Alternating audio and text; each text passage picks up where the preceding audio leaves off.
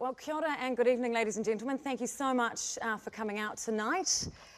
Welcome to the first ever Great Climate Voter Debate.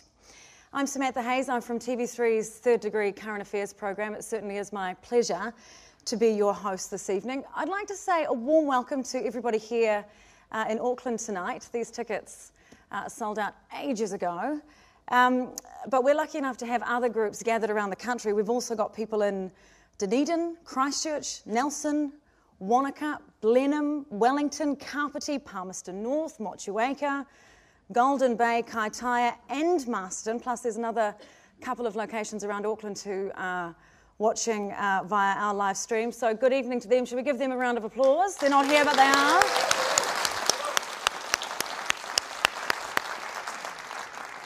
Now, I can hear you guys, of course, here in the studio tonight, here in this theatre, but I am keen to hear the thoughts of everybody that's watching tonight. So you can join the conversation, and please do so via Twitter. We have a hashtag, which is, of course, Climate Voter, and hopefully, if I can work this little gadget properly, there have been quite a few tweets, I'll keep up with what you're saying, and I'll try and do that throughout the debate so we can get a bit of feedback going on from the audience here in Auckland and around the country and to our candidates that are going to be here tonight. Right, we're here tonight to address what 57,000 of you at last count believe is the greatest challenge of our time, climate change. And the politicians that I'm about to introduce you to are charged with convincing you, an audience of self-declared climate voters, that their party and its policies represent real action on climate change. Now, this Climate Voter initiative is a bit of a world first, so it's quite special that we're here tonight. It was created by an alliance of 6 Kiwi organisations. You can see them up here on the screen behind me. Generation Zero, Forest and Bird, WWF, 350 Aotearoa, Oxfam and Greenpeace, and perhaps if all those organisations can work together on climate change, maybe our politicians can too. Right, I want to introduce them to you now. Can you please join me in welcoming from the Internet Mana Party, we have Mr. John Minto.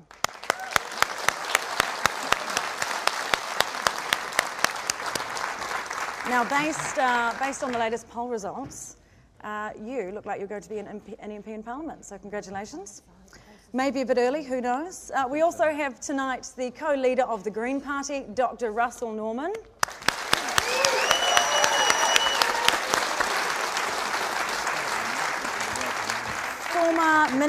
Former Minister of Climate Issues in the Clark Government and Labour Party Deputy Leader, David Parker.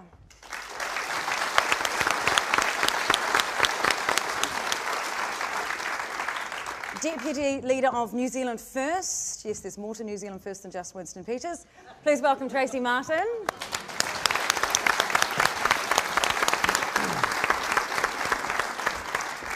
Our current Minister for Climate Change Issues from the National Party, Minister Tim Grosser.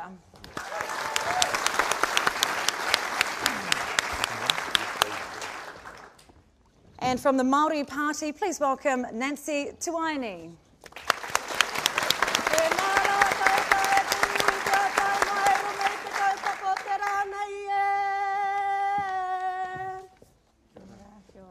Kia ora. So welcome to all of you. Thank you so much for taking time out of your busy schedules to be here tonight. I want to be clear from the very get-go of this debate that we're not talking about whether climate change is happening or not, or whether humans, whether people are causing it or not. That debate, I believe, for the rational world at least, is over. Are we all agreed on that? Okay. And given that the Conservatives didn't respond to their invitation to this debate and the ACT Party aren't here, we should be on good ground on that one. Now, I do want this to be robust, I want it to be productive, I want it to be a clear discussion, so to the candidates, let's do try and keep it civil, and also to you in the audience. I will be taking some pre-arranged questions from the audience.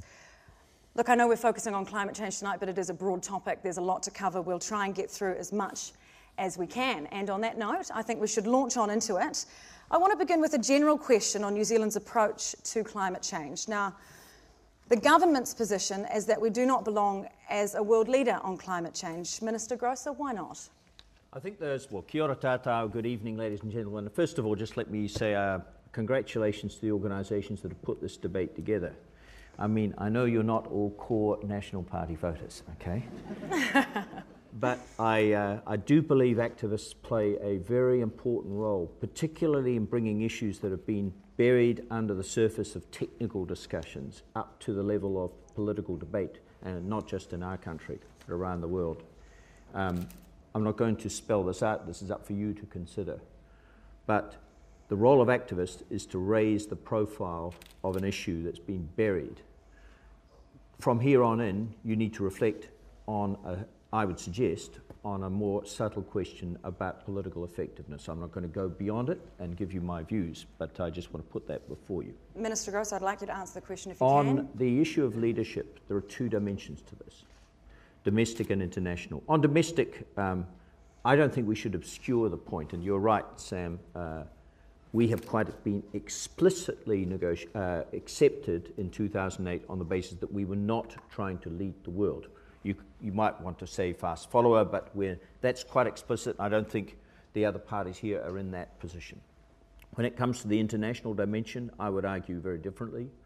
I think New Zealand's exercised increasing thought leadership on the international level, both in terms of the international negotiations. We now play a very significant role in the international negotiations. That's why in the last 3 years New Zealand's been invited to the Big Boys Club, the Major Economies Forum, as one of the only 2 non-MEF members that are. It's why we've established an entire new international organisation on the science of climate change, the Global Research Alliance, and it's why I have forged an international alliance of countries to try and press for fossil fuel subsidy reform. So I think it's a dual answer. On the domestic front, quite explicitly, we're not trying to provide the #1 leadership. On the international front, I think we've stepped up to the mark. Okay, it sounds to me a little bit like Minister Grosser is saying that we shouldn't lead at home, but we are leading abroad. Is that a bit of a change in position, do you think, Mr Parker, on the government's position? Because they were strongly saying that we should not lead the world on this issue. Well, they told the electors that they weren't going to if they were elected, so they didn't hide that from New Zealand when they were elected. But, you know, I think at one level, international politics around climate change is a deeply depressing issue. The same people are in negotiation not much further forward when I had a bit more hair on the top of my head. That, you know, you can either look at it in a depressing way, or you can say that, look, no one country can do this alone, including New Zealand, but we can either be a source of despair like the rest of the world, or we can be a source of hope. And given our advantages, given our environmental ethic, our richness in renewable resources, our rule of law, our democracy, and our traditions, I think we should be a leader.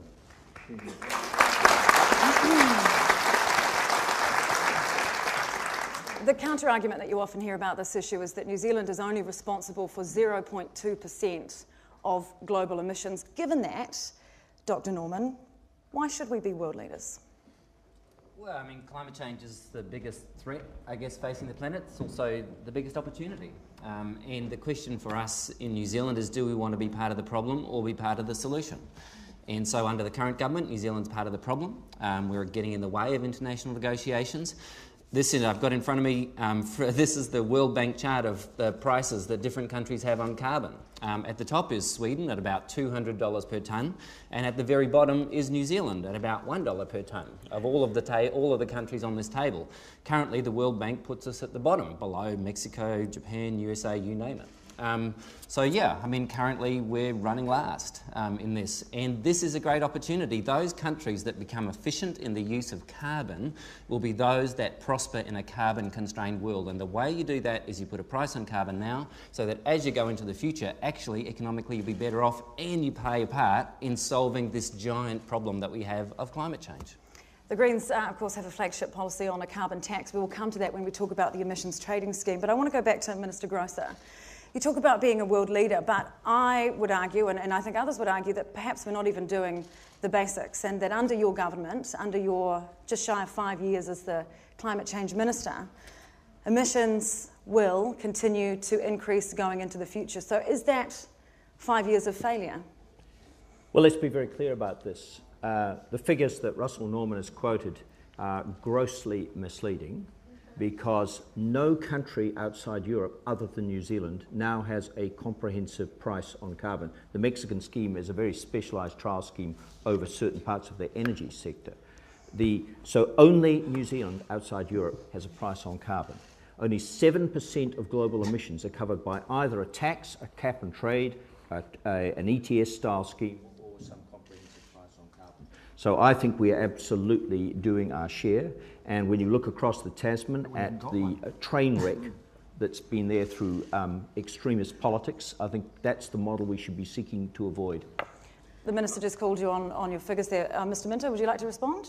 Well, I'd like to respond by saying that we shouldn't be just shuffling around with the rest of the world. This is the great moral issue of our time, if you like, and on other big international issues, New Zealand has punched well above our weight, and we should be doing it again on this issue. On, giving the women the vote, social welfare in the 1930s, then the anti-apartheid and anti-nuclear issues. New Zealand was the mouse that roared, and we should see this as a great opportunity for New Zealand to again lead the world, and I think that would be something which would liberate this whole issue, because we have to fight this issue when it's relatively easy to fight. If we leave it, the longer we leave it, the harder the fight gets, the bigger the changes, and we head for global catastrophe.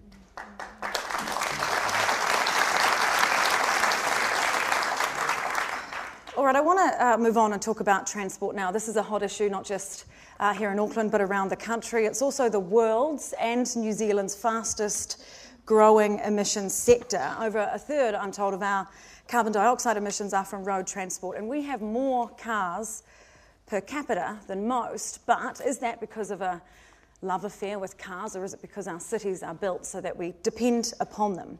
Now, I'd like to take a question from the floor on this, from Patrick Reynolds of transportblog.co.nz. Patrick. Hi. Outside of agricultural areas, transport is our biggest carbon producer, and in urban areas in particular, this is the central issue. Yet under this government, we've had an enormous double down on carbon emissions and driving amenity, almost like they're incentivising people to drive, trying to buy more driving. We're looking for a change, so I have a question to the Labour Party. David Parker, will your party come to Auckland's aid and divert that money from the vast motorway binge and into things like the Northern Busway and the City Rail Link? Yes, we will. We'll continue where we left off. We're not going to say that there'll be no more motorway expenditure. We have said that Puhoi to Wellsford won't go ahead, that there'll be road improvements rather than that new motorway, and that we've said that we'll be down there with our shovels to start the Central Rail Loop as soon as we're elected. In respect of... So there are three things you can do for transport. One is modal shift, whether it's freight onto rail or more efficient forms of coastal shipping and the like, or whether it's people out of cars into passenger transport. That's one thing. You can also substitute fuels, which is a really important thing into the future. That relies mainly upon technological change, although the government ruined progress that was being made in respect of biofuels that are affordable currently. And then the third thing that's also really important, and I think probably the most cost-effective thing that can be done across all sorts of emissions in the economy, is actually to improve the efficiency of your vehicle fleet. And we've said that we will introduce minimum efficiency standards for all new vehicles entering the fleet, be they new or second-hand, and those vehicles will, of course, once they enter the country, be used until they're worn out. There are more efficient choices of vehicle type in every class of vehicle, and we can, at virtually no additional cost, we can change the mix of vehicles coming into New Zealand and reduce our transport emissions that way as well. Mr Parker, you could say, however, that Labor spent a good 9 years dragging its feet on public transport, and now you're turning around saying, we'll do the Auckland Rail Loop, we will put our money into roads. Are you trying to have your cake and eat it too? You could say that, but you'd be wrong. We increased public transport 12-fold, admittedly from a low base when we were in government, and you will not find any other area of expenditure that increased 12-fold during our period of government.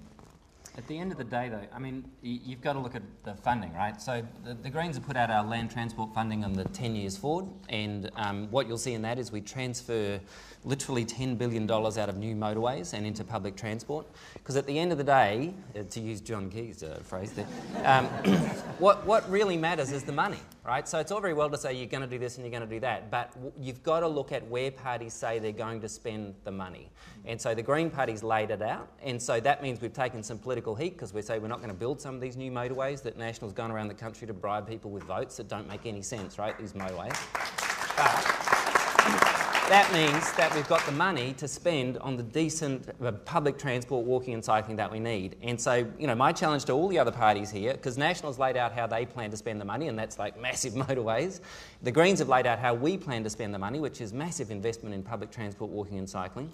And so that's, at the end of the day, is you've got to demonstrate how you're going to spend the money, because that's what matters in this area. And can I just pick up on that, please? Because being a person who lives in Warkworth, and New Zealand First certainly aligns itself more to the Greens and to the Labour Party with our support recently of 75% government funding towards the Central Rail link.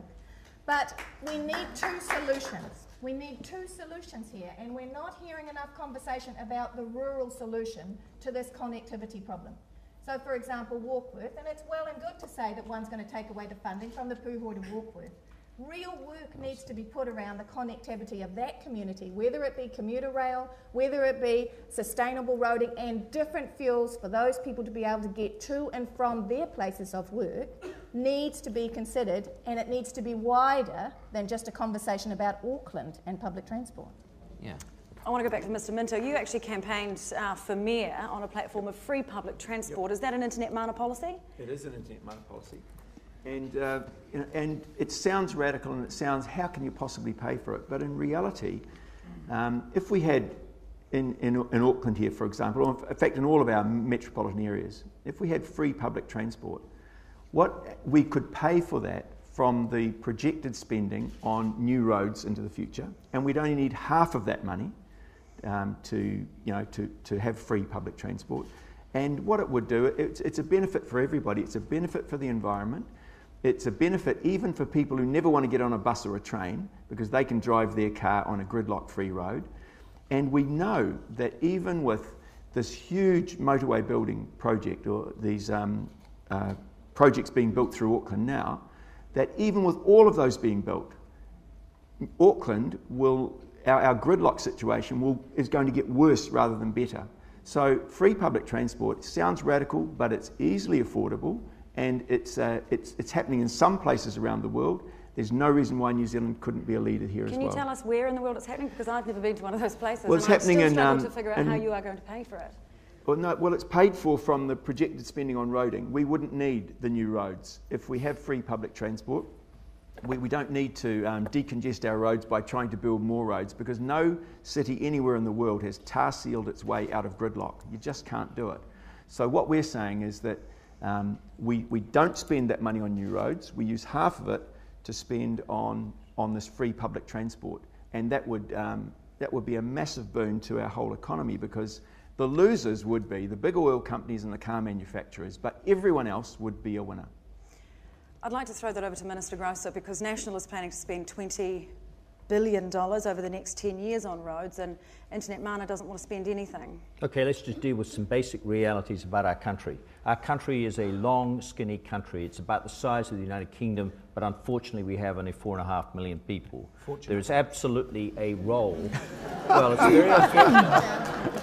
It's very unfortunate when you're trying to pay for very expensive infrastructure, whatever benefits on other elements it might be. So this does limit. What about one railway line from the top to the bottom? Only 3%, listen to this, only 3% of kilometres travelled by New Zealanders are on public transport. Now, public transport is an option where there is significant population density. So we spent $2 billion upgrading rail. We have continued on the program that David's government started, upgrading rail in Wellington and Auckland. That makes a lot of sense. But please do not underestimate the cost of this. The subsidy for every single rail ride in Auckland is still a fraction under $8 per ride. If you travel from Pukekohe to Britomart, it's only 46 kilometres, It's a fraction under $25 per trip. So yes, you can promise other people's money to vastly subsidise this, but I'm sorry, the large majority of New Zealanders still need their cars. They're not going to go on buses that aren't there or trains Mr. that Grosser, aren't what there. your policy is doing is subsidising the big trucking companies, because we're building these roads to carry 60-tonne trucks, and it's taxpayers who are subsidising that. So I think we've got to break out of the mentality you have, and we've got to get more of our freight onto trains. We used to have this rule: if it was going to go more than 150 kilometres, then it should go on rail. We need that back again. Yeah, can I? I was about to tell you, Ms. Tuani. Sorry, Sam, otherwise I'll think I'm just warming the seat. But, the reality is that we've got some attitudinal change that we have to invigorate in our country too. So it's not just focusing on how much we need to spend, because we're always focusing on the spending, but what are we going to change around our attitudes and trying to lessen the burden on those roads in the first place. There is a reality also in the regions, in our region particularly. In the next 20 years, half of our forests will be harvestable. 250,000 trucks, that is, if we don't find alternatives. Now, we need to be using alternative systems like the rail, like the harbours, and sending them in other ways. Does that put you at odds with your coalition partner, with National? At the end of the day, this is about looking after Papatūānuku. That's our first responsibility. Does the government, Minister Grosser, have a strategy for reducing fossil fuels in transport? We've put $42 million into advanced biofuels research. I think the fundamental reality is that we are a technology importer on transport. So while Air New Zealand's always looking for more fuel-efficient planes, I think they've been great on that. When it comes to our roading structure, we are faced with a very difficult situation about a relatively slow fleet replacement structure. But I think over time, given the enormous progress that's being made internationally now in hybrids, in pure electrics, I actually think this is New Zealand's biggest problem in the emissions profile. You're right, about 40% of our CO2 emissions are from transport. It's the fastest growing source of our emissions. But in the long run, I'm a little optimistic that we will import very, very fuel efficient cars and considerable numbers of electric or hybrids. And given the fact that New Zealand's already at 75% renewable energy, heading for 90%, actually this is the perfect country. Once we've got cost-effective hybrids and electric cars, this is the perfect country for that type of transport. Yeah, so, I know, but we need to make the investments in public transport. Like, just if we move money out of your new motorways, we can fund the City Rail Link, we can fund the Mount Roskill Rail Extension, the Papakura and Pukekohe electrification, the Northern Busway Extension, City Centre bus improvements, Constellation Westgate Waterview Busway, and the Amity Busway. If we move the money out of your new motorways, we can fund a radical transformation of the way Auckland works to make it a much more livable city with lower carbon emissions. I'm sorry, can I pick this up again? Can I just pick this up again, please? Auckland is larger than this, and I'm going to continue to bang on about it. We've got a policy with regard to wanting to have more children to be able to actually walk to school, for example. Let's get really practical and common sense about this. But we can't get our children across a state highway at the moment. And we can't convince anybody in transport to actually build an underpass or an overpass so those children are safe. And so all I'm asking, Russell, is that when the Greens continue to talk about, asking about when we transfer this money, because we certainly agree there needs to be a change, let's continue to remember that the rural communities need to be part of this shift, and so do the regions. Sure, so that's why we've allocated an extra 50% for regional transport projects, because National have underfunded regional transport, so they've sucked all the money into the new motorway projects and madness, and they've underfunded local roads. So, I've just been in Northland, heaps of those roads have been washed away in all the rain because National's underfunded them for their motorway projects, and so actually we need a local roading network up there that works, but we also need an improved rail network up there as well, take it out to the port. You can afford to do that if you reduce the funding to the White Elephant new motorways. And we agree, that's great. Okay. We do need to move on, but just before we do, I just want to ask Minister Grosser, how many electric cars are there in New Zealand right now? And what's the average cost of one? The last time I heard an official talk on it, it was minute. a few hundred. I'd like to buy one, so but I can't afford we it. eliminated the road user charge on electrics. I mean, it's not a big deal, we understand. It was just a signal to try and encourage people to look at this. I think this will be a factor when we see continuing movement down the average cost curve for electric and hybrids. It's happening, but it's a bit slow for our taste. If you're in Auckland, though, you're not necessarily getting renewable energy, are you? Your electricity is still coming from fossil fuels because we're only at that 75% mark. So wouldn't you be running your electric car on fossil fuels? One thing is very clear. It makes no climate change sense in most countries to have electric cars feeding off electricity that's generated by fossil fuels. Yes, it does. It just doesn't make as much sense as if it's renewable. The fact that New Zealand is the second highest after Norway in the OECD in terms of renewables puts us in a very good position, and we hope to get to 90% in only the next 10 years. I think we're in a very good shape on renewable energy. Okay. Can I challenge Minister Grosser on that? It's actually, I think you're wrong there. Even if you have fossil fuel-based electricity, you have lower carbon emissions if you're I agree with that, but it's not much of a gain. It's much better if you're running them on renewables, which we can do. Okay. Great. Right, we're going to come back to renewable energy because it is a big issue. But right now I want to have a look at what the government calls its primary tool for reducing emissions, the Emissions Trading Scheme, the ETS. Now, as has already been pointed out tonight, New Zealand has the lowest carbon prices out of all places with a carbon tax or ETS. That includes 7 provinces in China. And the Independent Parliamentary Commissioner for the Environment has said that the ETS has become a farce and is essentially doing nothing to reduce emissions. But according to the Climate Change Iwi Leaders Group, the story gets even worse. Let's hear from their lead advisor, Chris Karamia-Inslee, who is here in the audience tonight. Can we get a microphone to you? And please just talk right into that mic. Thank you. Kia ora tātou. Tōtai kia mihi atu ki a koutou ngā mema o te pāremata I hara mai tēnei wā ki te whakatakato ngā whakaaro ki roti I a koutou, mō tātou I noho ana I te wā kāinga. I'm here to speak on behalf of the Climate Change Iwi Leadership Group, and particularly our chairman, Dr. Aotearoa Mahuika, who sends his apologies and not being able to join us tonight. But my question, sir, and while my question is directed around the price of carbon, but can I put it on record that the interest of iwi in this issue is far wider than just the price of carbon, but our question is particularly around price of carbon. Last week in Christchurch, the iwi leaders passed a unanimous resolution moved by Sir Mark Solomon, seconded by Fred Te Miha of the South Island, to make climate change an issue in the pending election. In April 2012, in a national hui on climate change, the government gave a commitment to iwi leaders in Wellington. The commitment, I quote, as follows. The government also proposes to enable in legislation the introduction of a mechanism that would place a restriction on the proportion of international units that could be surrendered into the ETS. Under current settings, there is a danger of New Zealand essentially exporting capital for no good reason, resulting in a loss of economic welfare, signed Minister Tim Grosser, April 11, 2012. Within 3 months, the government walked away from this commitment to iwi, and in the last 3 years, we've seen the bottom fall out of the price of carbon due to the use of these cheap international units being used in the ETS. As Māori, we're particularly concerned because we hold around 30% of those NZU units.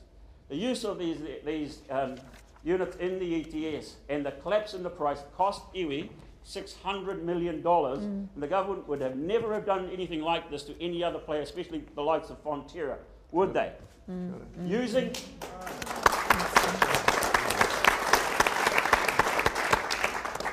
Treasury's own economist, Infometrics, we've recently done some analysis that shows that if the government took action to restore the carbon price to a number at around about $15, this would drive investment into new afforestation at the rate of 100,000 hectares per year for 10 years, doubling the size of the New Zealand forest industry, targeting the 1.2 million hectares of underutilised Māori land. It would create 50,000 new jobs for our people in our communities back at home. It would lift New Zealand GDP by around $2 billion and cost the taxpayers nothing. We put the proposal to Prime Minister John Key last year and Bill English. We said, here's some numbers, sir, can you have a look at these things? Prime Minister John Key agreed with everything we said, but then he went back and said, well, we're not going to do it. We're not going to do it. We said there'd be 50,000 new jobs, but we're not going to do it. Why? Because he claimed it would add $500 to the cost of households in New Zealand. So we got the economists to have a look at that number, because we didn't believe him. And here's the point, here's the thing here. A $15 carbon price, according to Infometrics' chief economist, would add not $500, but $21 per year, or less than $2 a month. So the Prime Minister was wrong. Second key point, the government have stood by while this price has collapsed, and they've watched the New Zealand emitters, the energy companies, price gouge New Zealand taxpayers to the tune of $1.4 billion over the last 3 years, arbitraging this difference in price of carbon. So I put it to you, sir, to the Minister and the panel, that New Zealand's price on carbon has failed to reduce New Zealand's emissions. That's a fact. And under your watch, and that iwi particularly, we've borne a disproportionate share of that burden. We have. Nobody else has lost the kind of value that we have. So I put it to you, sir, and to the rest of the panel, specifically and succinctly, please. What you each will do to restore the $600 million of lost iwi value that we could reinvest back into our communities, because we're not going anywhere. That's the first part. And what you'll do to create 50,000 new jobs in our regions, 50,000, I've not heard anything coming out of government at that scale, 50,000 new jobs for our whānau who are listening back at home right now. So over to you, Minister. Thank you.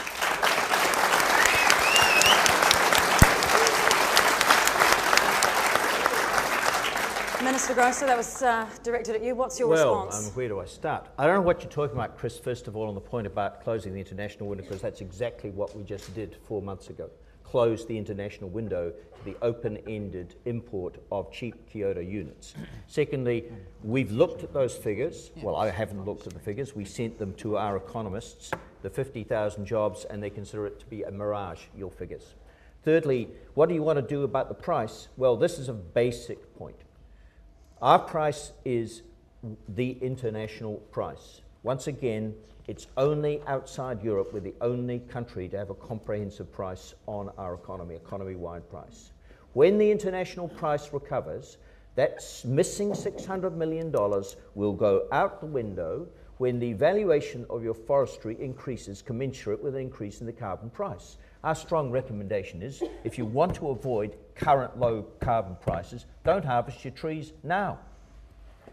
I'd like to direct this now to the Māori Party. Ms. Tsuaine, your party has supported National's changes to the ETS so far. You've obviously angered the climate change iwi leaders group. What is your response to that? In fact, we haven't supported them, and we've been totally behind the work that the iwi leaders have been doing. Tēnā koe, Chris. You've been a really strong advocate for this kaupapa. You know, our people took forests as part of their settlement because they saw it as a way forward for us. When the ETS was introduced, it was another opportunity for us to develop. So we're totally behind the work that the iwi leaders are doing. Why would we want to accept something in a settlement that is now totally being devalued by the pricing regime? And pricing regimes aren't enough without practice. You've got to have both. We can't just pay our way out of it. We've got to be made responsible to change practice as well. So how will the Māori Party fix the ETS? The Māori Party is totally supportive of working with the iwi leaders. They are the people that are on the land, they're in our communities, they're working the land with our people.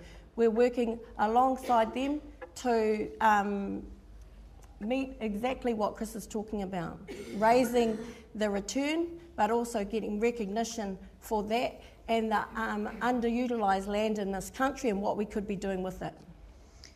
There's a big issue with the ETS coming into this election, and this is a follow-up question for you, Minister Grosser, because ACT has come out and said that their absolute bottom line for supporting National is that there be no expansion of the ETS until China, the US, the EU, Brazil, Indonesia, Russia, India, Japan and Canada all implement ETSs across their economies, and this is the catch, including agriculture.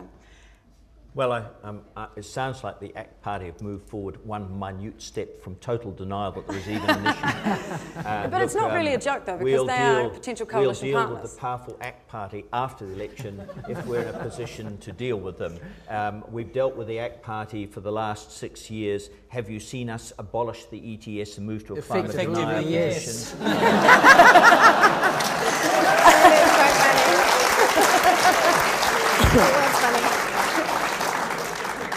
Okay, well, I would like to actually then go to Mr. Parker first. Mr. Minto, I'll come to you shortly. The ETS was originally set up under Labor. What are your plans to sort it out? Well, the ETS is easily fixed, and I think we have to be a bit careful here to admit a couple of things. Firstly, you can price carbon effectively either under a carbon tax or an ETS. Each time you change direction, you have an enormous political fight to fight, and we should not fight that fight again. It's very easily fixed, the ETS. What do you do to fix it? Well, you need to restrict offshore units coming into New Zealand, and then there will be a shortage of units in the New Zealand market, and effectively the price will rise to effectively a price set by government, because they are the source of the additional units that are necessary. Why do I prefer a carbon tax to an ETS, in addition for the political reason that I have... I think you mean the other way around. Sorry, why do I prefer an ETS to a carbon tax other than for the political reason that I've already said? It actually relates to forestry. The carbon tax, as the Greens have designed it, and actually I've got a lot of time for what they've done here, and I like the way they recycle revenue into other tax cuts. But the problem with it is it doesn't get the land use signal right as between forestry and agriculture, which is what is the effective driver of increases in agricultural emissions or decreases through more forestry. And why that is that the future value of a carbon credit to the forestry sector cannot often be realised for them for some 30 years. That creates investment uncertainty for them because rules might change, whereas if they get a unit that they can convert to cash, they don't have that investment uncertainty. They get a current benefit from it rather than some possible benefit years into the future. And that's why the forestry industry is very clear as to why they want it, particularly those that are planting permanent forests rather than rotational forests. So the other thing you need to do to fix it is you need to bring agriculture in. It is a good system, it covers all 6 gases, but we've said we'll bring agriculture in on the 1st of January 2016 with 90% free allocation of the 2005 emissions. Okay, we're going to come to agriculture shortly, but I do just want to ask, how does the Labor Party plan to work with the Greens when you want to fix the ETS and they want to scrap it and come up with a new carbon tax? Well, we'll sort that out after the election. Well, can you tell voters now so they can make a decision? Well, we can tell voters that we prefer an ETS and vote for us, please. I think we've been both careful. We've been both careful to not make any bottom lines in advance of an election. We stand for our policies, they stand for theirs. What will be after the election. Mr. Minto, did you have a point you'd like to make? Well, I don't think we're being real if we're wanting to look after Papatūānuku, which we do, and I think all of us do. If we have an ETS which has not resulted in any reduction in greenhouse gas emissions, it's effectively polluters purchasing the right to pollute and to keep on polluting. I think we do support the Green Party approach, the new Green Party approach. We have never supported a market solution to this problem. We do need direct... Carbon tax is a market solution. We do need a direct tax on polluters, and I think that's what sends the right signals to people. And I think in terms of investment, Chris, I'm sorry about the missing millions. Our policy is to have a 100% employment in New Zealand, and we believe we can achieve that within 5 years with our policy. So, in terms of you talk about 50,000 jobs, that's marvellous. I think we can deal with the jobs issue without dealing with through an ETS. Can I just talk about the carbon tax? Because I think it's really important. The ETS has failed, right? And I just think it is a complete failure. We're actually subsidising greenhouse pollution under the ETS. I think that's what's not realised. It's not just that it's not reducing emissions. We are paying polluters to pollute because they get NZUs and then they give back cheap hot air from overseas, right? So they're basically being subsidised to pollute by the taxpayer.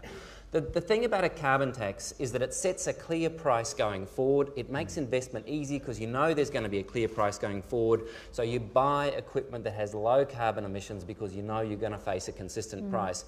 And politically, because we return all the revenue in the form of tax cuts, the first $2,000 of income is tax-free, plus we cut the company tax rate from 28 to 27%, it creates the political buy-in for increasing the price going forward, because the reality is that we're saying started at $25 a tonne and $12.50 for forestry and for agriculture, for dairy.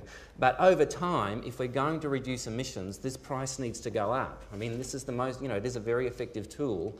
But if we want the price to increase over time, it's critical we get political support for it. And I think by returning the revenue in the form of income tax cuts, you say to people, yes, there's a price on carbon. Yes, we know it adds to your expenses, but we can return the revenue to you. And actually, you're better off. We got Burl to analyse our numbers on it. The average household was $300 a year better off when we have a carbon tax in place and we return it in the form of income tax cuts. So it's a system that will, over time, get political support. It works in British Columbia. It can work here. It's a stable way forward for one of the most critical issues we've got to deal with. Okay, we have to move on to our next category, which is agriculture. And we have touched on this a little bit, but it's essentially the elephant in the back paddock for New Zealand's emission profile. It accounts for around half of our emissions, 50% of our emissions, which is huge. But I think the question is, how can we tackle those emissions without harming the economy? And I want to direct this to Ms. Martin, because New Zealand First wants to get rid of the ETS and doesn't support a carbon tax. So what would New Zealand First do? Let's be clear. So yes, New Zealand First agrees with the Mana movement and with the Green Party that the ETS has been a failure. So we don't believe that's the way to go. And there is some place for a carbon tax. So you're saying New Zealand First would support the Greens carbon tax? There is some place. No, we're prepared. This is such a large issue. We need a cross-party conversation. This is too big for one party. This will they, won't they, whoever, whatever. New Zealand First is prepared, like we hope others are, that to address this issue across party. So absolutely, we see that there is a place inside wider solutions for there to be a carbon tax. Possibly we're not going as far as what the Greens are, but let's have a chat about it later on, shall we? If we talk about agriculture, so where we think there needs to be with the movement with agriculture is it's actually about putting dollars into research. We agree with the Royal Society of Science that we need to be funding more and more research dollars into this public good science, not actually at the moment the national government is starving science so that it only has a net good, which means it's a profit making. We believe that this is an issue that the state should actually be funding more research. Let's look at clover pastures and other opportunities to change that is actually happening right now under the Global Research Alliance, which Minister Grosser set up in Copenhagen in 2009. Well, we'd like to enhance that. MFAT set that up even before National arrived. Well, it was their initiative. The question, though, to Minister Grosser is, how has that reduced emissions? How has the Global Alliance reduced emissions? Okay, well, let's just start by looking at New Zealand agriculture. First of all, we have a bit of a paradox. New Zealand is a very large producer of greenhouse gases from its agricultural sector, and it's about 50%. Yet, on the other hand, New Zealand is the most carbon efficient, large-scale agricultural producer in the world. The reason why this works out to be a problem for New Zealand is because New Zealand uniquely exports 90 to 95% of its food. So if you start to talk about penalising the world's most carbon efficient producer, demand's not going to reduce. You're simply going to displace a marginal production at whatever price you decide to hit New Zealand agriculture over the head of, to less carbon efficient producers. So I'm telling you this, you might tick a little box on a New Zealand figure, but you will do something negative for global anthropogenic greenhouse gas warming. So you will never bring agriculture into the emissions trading scheme? I'm sorry, Tracy, but you are completely wrong. Samantha, but I'm asking you, Minister. He's talking to me. Oh, right. Will you bring agriculture into the emissions trading scheme? Agriculture processing is already in the ETS because there is no conceptual difference between a dairy producer or a sausage manufacturer and a cement manufacturer. They're already in the ETS under if they pass the threshold level of size. The issue is around biological emissions. And the answer is failing. We will not No, it's not. We're increasing our efficiency in terms of carbon efficiency by about 1.3% per unit of output every year. We're no other tinkering while the country planet is in burns. that space. Secondly, we have set up this entire new international science organisation. Let me just tell you what I've just been advised after a roundtable discussion amongst New Zealand agricultural science only about 3 weeks ago in my office. They have cracked the methogen now inside the rumen in sheep that is responsible for enteric methane. They have now got a flock of 1,300 sheep. They have established, but they don't want to be 100% confident, that there are large differences between the upper and lower bounds of enteric methane without any loss of production. So we're not necessarily far removed from starting to selectively breed livestock for the same productivity in terms of protein with lower emissions. This is good news and comes from our commitment to invest serious money in science, not just here, but in overseas. We've also discovered other breakthroughs in terms of feed products. So there are ways to look at this, but right now, until these are commercially meaningful, if you put a price on carbon, you're just putting a price on production. There's no switching going to take place. When might those sheep be rolled out? Well, let's not get into sheep jokes. No, I'm serious. When might those sheep be on eating pastures on New Zealand farms reducing emissions? When is this going to emerge from the laboratory, as it were, though it's a bit beyond a laboratory when you've got 1,300 sheep involved, into the marketplace? And they say, number one, when we're absolutely sure that there are not side effects that we can't yet foresee. And number two, this was a nasty thing that we discovered with DCD, that there's international agreements about residual levels of various substances that would apply before we put it on the marketplace, because what we discovered with DCD, which was one of the byproducts of nitrification inhibitors, is that because there was no international standard, actually ludicrously low levels. You had to drink a swimming pool of milk involving New Zealand DCD to die from it. So this is I don't know what the figure is. This, 5 to 10 years, maybe? 20, 30? Let me put a figure in there and say 10 years. Okay, we'll hold you to that, Minister. Well, you can't hold me to it. Probably long gone. But I think that's the whole point. Oh dear. Fortunately, Well, no, I'm glad you brought that up, because climate change is an intergenerational issue. But what politicians decide today will impact on us, our children, our grandchildren. We've heard this all before. So is that actually your attitude, though, that you don't really mind because you might not be around to see what happens?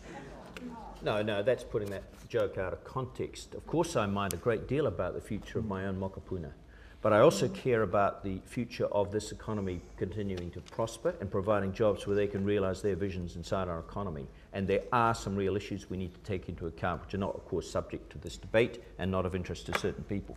But can I respond to that? Because you're making a fundamental error here, I think, in the National Party, and that is you do need to get the balance right between forestry and agriculture, and you will not do that unless you have a price on agriculture. That doesn't mean to say they have to pay for 100% of their emissions, but they have to pay for their increases in emissions. And until you do that, you will not get New Zealand's effective, cost-effective and morally right response to climate change and the balance between agriculture and forestry, because you'll incentivise increases in agricultural emissions and you will avoid the benefits that you could have from more forestry.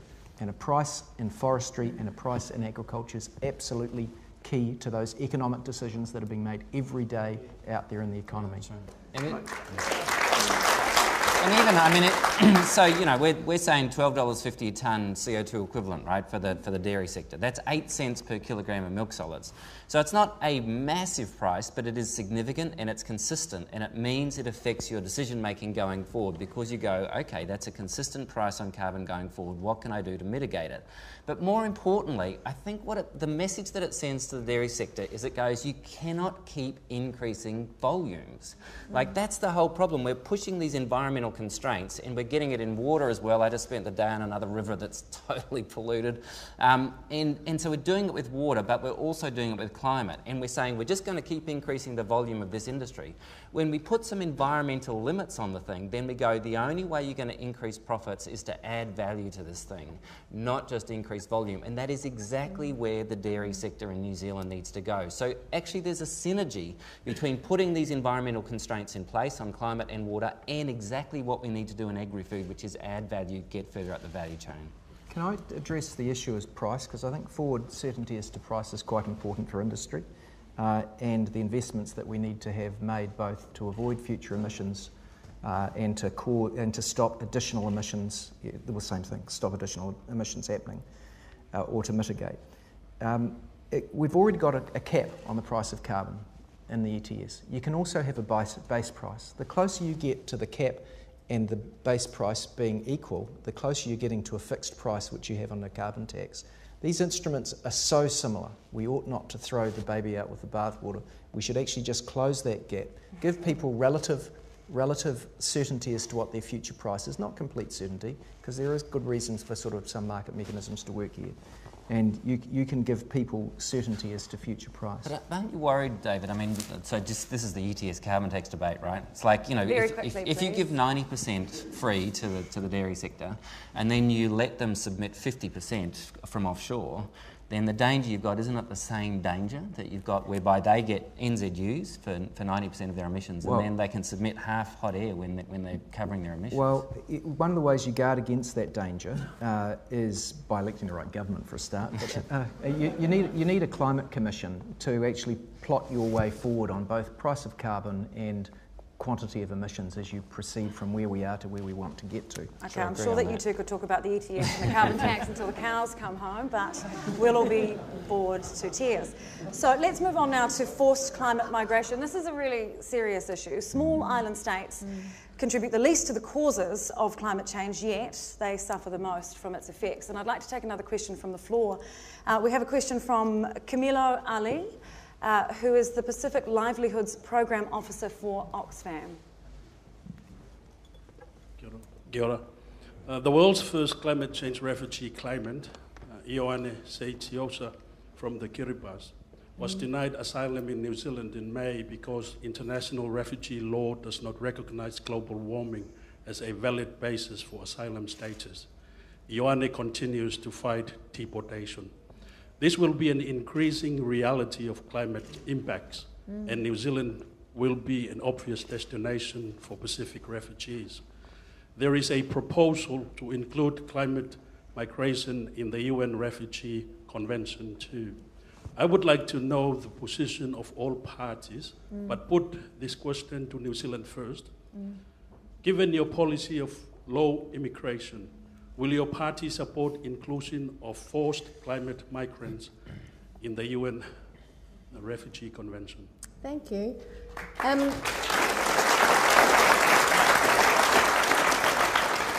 I'm really thrilled actually that you've asked me this question. First of all, because I sit in Warkworth with the largest Kiribati community in the whole of New Zealand sitting inside my town. So I work with this community every single day, and I'm very aware of their plight. First of all, let's address New Zealand First policy around immigration is actually around making sure that New Zealanders have full employment and are actually able to access all their services here before we import more people. But that's not what we're talking about here. What we're talking about is the reality, which is that Kiribati is being flooded, and Tuvalu and other islands. And our New Zealand's priority must be in this circumstance, must be our Pacific neighbours, our family in the Pacific. So from the New Zealand First perspective, I'm happy to say that we would certainly welcome the opportunity to discuss this further and actually make sure, well, because I haven't seen the documentations and I'm not the leader, but we'd welcome the opportunity to discuss this further because it's we see it as real, and we see it as necessary that we make this decision and make it very, very soon. Okay, I would just like to make this quicker because we are running a little bit behind time. Can I maybe see a show of hands? Which parties here think that people made homeless by climate change should be allowed to make a new life here in New Zealand? No to the National Party? Not in an unrestricted way. I mean, the Pacific Islands, they're a relatively easy problem to solve, scale-wise. A metre rise in sea level swamps 17% of the land area of Bangladesh, and 15 million people have to move. This will cause wars. You know, this is an incredibly big problem, which is why we have to do our utmost to avoid it getting that big. But we also need to adjust the United Nations refugee, right? The criteria. So it's just going to have to recognise climate change. I mean, that's just the reality of it. I mean, New Zealand, we are a South Pacific country, and we do have a responsibility to places like Kiribati, to the Pacific Islands in a way that I think is greater than other countries. So we certainly would change change the UN definition of refugees to accommodate that. I would agree with that, but that's not necessarily what you would get by changing that rule. Can I just point out we've put a huge amount of effort, as I'm sure you're aware, into trying to help the Pacific Island countries move rapidly to renewable energy. Only 2 days ago at the SIDS conference, Small Island Development State in Apia, Murray announced the effective completion of the Pacific's largest solar PV facility. We've helped Tuvalu move from complete reliance on diesel to 100% renewable. We've spent 90 million New Zealand dollars of development assistance. The issue of climate change has gone to the centre of our development assistance program with the Pacific. We've organised a conference here last year with the help of the European Commission and raised $650 million of funds for mixed PPP projects to promote climate change adaptation and renewable energy in the Pacific. So actually, this government really has stepped up to the mark in terms of its political responsibilities. But I am nowhere near convinced that we should start to divert what level of capacity we have to welcome refugees from what is now essentially a problem that may become quite severe in 50 years, but as David has said, the really severe problem is not going to be in the Pacific given the scale of the problem, but we've got communities in various countries in the world facing acute humanitarian crises like in Iraq. I'm sorry, from a humanitarian point of view, to try and divert across from those people to other people, I'm not buying that argument. So we should at least do what we can. And we should at least help our neighbours and our closest families, and that is you. And we are totally committed to supporting you first and foremost to stay in your lands if you can. So the work that anybody does to improve the technology so you can stay there, we would support it. But if you need to come here, then we should be supporting you first and foremost as our Pacific brothers and sisters. I think that's, Tim, I'm really disappointed. So I'm really disappointed to hear you say, on the one hand, we're going to keep progressing with an ETS which isn't working, and then on the other hand, you're saying, so New Zealand's greenhouse gas emissions increase, and then on the other hand, you say, and we're not going to do anything to support the people who are going to be most affected by that policy. So you've got a double negative, as I see it. Oh, I've just outlined exactly what we're doing to help the people of the Pacific. $650 million of projects in a place of that size is not doing nothing. No, but I'm talking about the fact that you're not doing anything to stop New Zealand's emissions. I mean, we all know that the Pacific Islands are very low producers of greenhouse gases.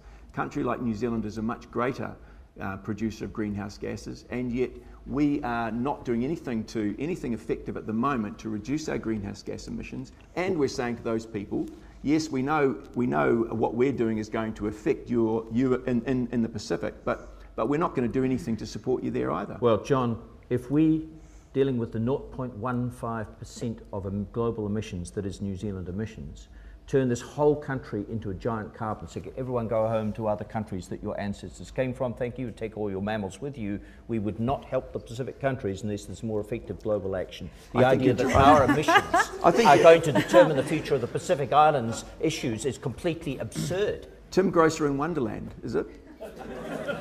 No, I'm sorry, your proposition is absurd. Okay, I'd like to take a look at the opportunity for a clean economy, for clean tech, green tech. So Pure Advantage and the Royal Society, along with the economic consultants PricewaterhouseCoopers, all conclude that clean economic solutions and technologies offer a multi-billion-dollar opportunity for New Zealand.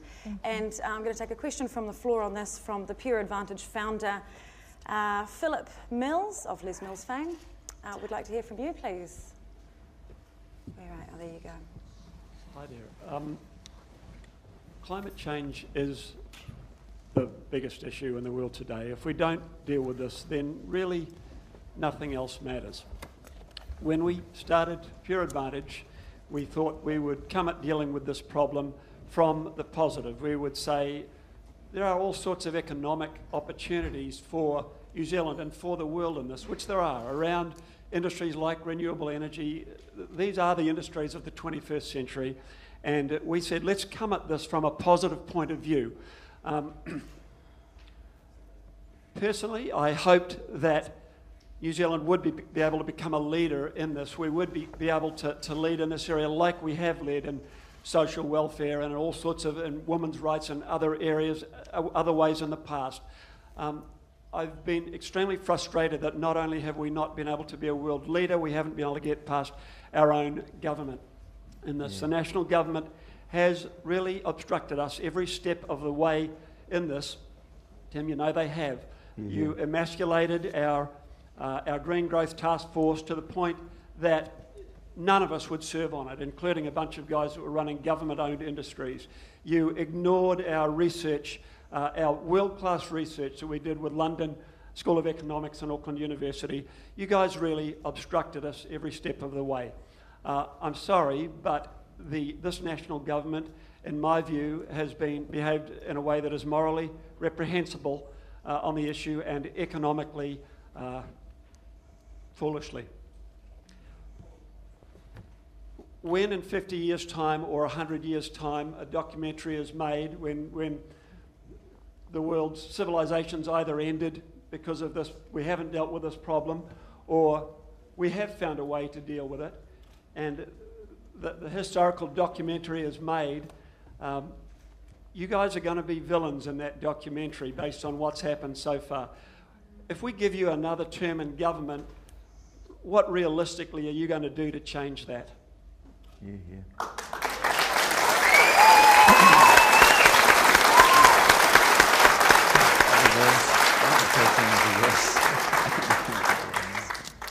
Well, Philip, I read your research very carefully. I thought it was completely mediocre.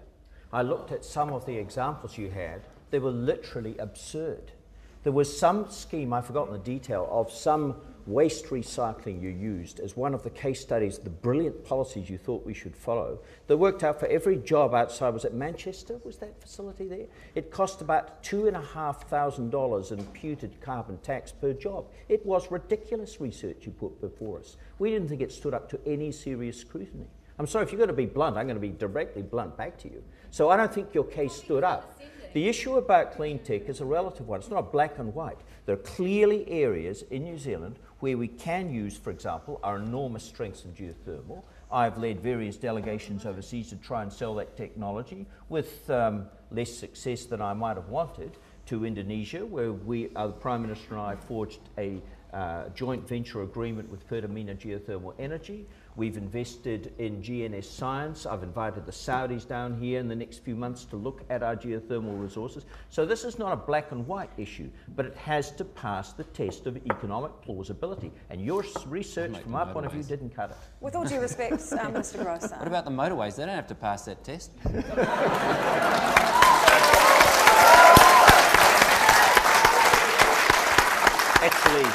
Actually, our motorways do have to pass the test. They don't. They don't have to be put past Treasury's infrastructure plan. They don't. I mean, when I was in London, Tim, I spoke to the Green Investment Bank, right? It's a massive institution set up by the Conservative Party. They are totally into the green economic space. Huge economic opportunities. Clean Energy Finance Corporation in Australia made lots of money by investing in clean energy. I was talking to Citibank like a month ago, right? They're massively into the green bond sector because the green economy is growing so quickly internationally. And yet your government consistently turns its back on it. This is one of New Zealand's great economic opportunities. This thing's growing like topsy internationally. Renewable energy is the fastest growing sector in electricity generation in the world. Right? And you don't want to be part of it. You don't want want to be part of it. You think this is some crazy you want to be, thing. Russell, what are you talking about? We want to be part of it when New Zealand's electricity generation from renewable is the second highest in the developed world. What are you talking about? And Jerry Brownlee opposed that too. Well, it doesn't matter what you think about individual people. The reality is New Zealand's got the second highest level of renewable energy in the developed world after Norway. End of story. And then all your subsidies go we to don't the need oil a subsidy. Industry. So what's your government you think focused on? money Oil grows extraction? on trees. You want to throw What subsidies at those subsidies. Okay, let's Your just government is turning its back on the greatest economic You've had your opportunity say, New Dr. Zealand's Norman. had. Can you just hold there for a second? He did make a good point about subsidies. They've increased 650% under the national government to the oil and gas industry, to the fossil fuel industries. So how can you sell New Zealand as a clean tech or green tech environment when you're subsidising fossil fuels? It's not an even playing field, is it?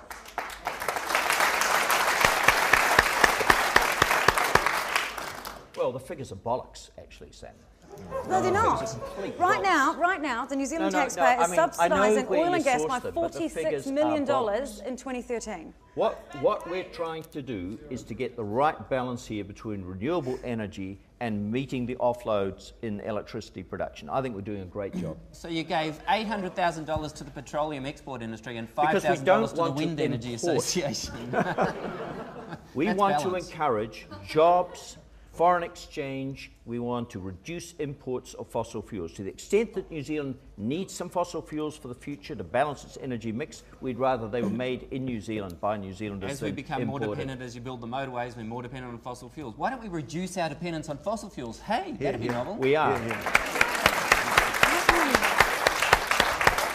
Dr. Norman, the gas pumps aren't going to be turned off tomorrow, though, so we do need some oil still to come from somewhere. Sure, that's right. So let's have a transition strategy which says our target is not to increase our dependence on fossil fuels, but to decrease it over time. That means the big changes we've got to make in transport, which is the big area where we're really dependent, make the big changes in transport towards public transport, walking and cycling, all that kind of stuff, and then for those where we still have to use cars, then we've got the alternative sources of energy, such as biofuel and electricity, to actually fund to run those sectors. So it's about transitioning away from fossil fuels. Other countries have already set themselves these targets. We can do it. We're in a great position if we had the right government. Can I come back? Samantha, can I come back to the economic development point? I would like somebody to answer Mr. Mills' question, please. The reality is this government came to power promising to increase exports from 33% to 40% of GDP. They've since dropped as a proportion of our economy to 29%, and they're now headed, according to their own pre-election fiscal update, to 26% of GDP. So what do you have to do? Well, you actually have to take the opportunities that are out there in the world. There is no doubt that more efficient use of resources buys not just better productivity in New Zealand, it creates commercial opportunities from the people who apply the technologies needed to meet those higher regulatory standards, whether it's more efficiency through the price on water and people having to measure water, or whether it's a price on carbon that encourages people to measure the fertiliser that they're applying and therefore apply it more carefully in a way that other people will also want to do overseas, whether it's in the forestry industry through more opportunities if you get the price on carbon right, or whether it's in the renewable electricity space, trying to create economic opportunities from not just producing the electricity, but from producing the technology that produces the electricity. These are all wonderful opportunities for New Zealand, and they won't be achieved without proper price on carbon, ambition, a decent tax system that discourages speculation and encourages productive investment, a capital gains tax, incredibly important to this, probably the most important thing. Research and development tax credits, I think I've already mentioned the price on carbon, and various other things that you can do, including partnering with wealthy business people who want to make a difference, not just for the money, but they want to partner with government in order to save the planet. Well, I think Philip's already partnered with the Labour Party. What are you worrying about? Well, actually, I think that's a slur upon on both Philip Mills and the people he's associated with. Some of them are actually very careful never to donate to any political parties, including some of, I think, some very well-meaning people who just want to improve the planet as well as improve us economically. Mr. Parker, I just have a follow-up question. Would a Labour government get rid of those fossil fuel subsidies? Not as you describe all of them. I actually don't accept that all of the things you call a subsidy are a subsidy. We are in a transition from fossil fuels to renewables. It does take a while. I will do all I can to push renewables, but I don't think it makes any sense to import Saudi oil rather than exploiting our own oil and gas. Subject to, I know we're going to come back. Which brings me to my next point, actually. We're going to look at mining, fracking and offshore drilling now. So can we talk about the environmental issues? Because you haven't given me the opportunity. Let's get into that, Mr. Parker. Let's get into that. I just want to frame that slightly, though, for us. The International Energy Agency says that if we're going to have a good shot at keeping warming below 2 degrees Celsius, that was the internationally agreed target at Copenhagen in 2009, the Copenhagen Accord. If we're going to do that, then 3/4 of all fossil fuel reserves must remain in the ground, which means we can't burn what we've already found, let alone go exploring anymore. Now, Mr. Parker, under your government, many of the current drilling permits, which are being explored by companies like Anadarko, which is offshore in Raglan, those permits were handed out when Labour was last in government. They were, yep. So how can you justify your position? Well, are you using oil? Everyone's using oil. Well, I think that's part of my answer. So do you say that we should continue to expand it in New Zealand?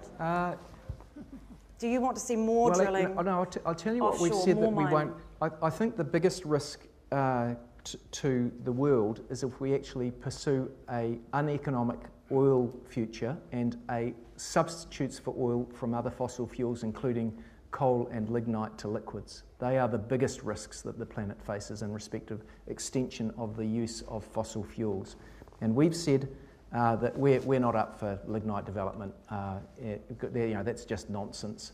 I think that you'll see use of our high-value coals for coking and for steel production for a while yet out of New Zealand. And I think you will still see some exploration for oil. And I don't think that will change the rate at which New Zealand, it won't slow down New Zealand's transition away from oil towards renewable substitutes. Okay, I want to go to Ms. Tuane from the Māori Party. There is huge opposition from numerous iwi to mining and drilling and fracking. How does the Māori Party reconcile its support for the government and its projects? Its push for us to be a mine, drill economy? Our first responsibility is to our people and to our land, and how we achieve that. That's our responsibility.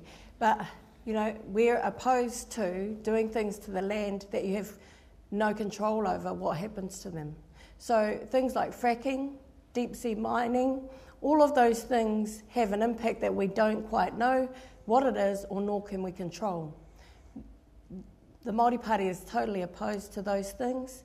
There are some iwi in this country that have relationships, but they understand what those are and they're within their landscapes and they have those relationships.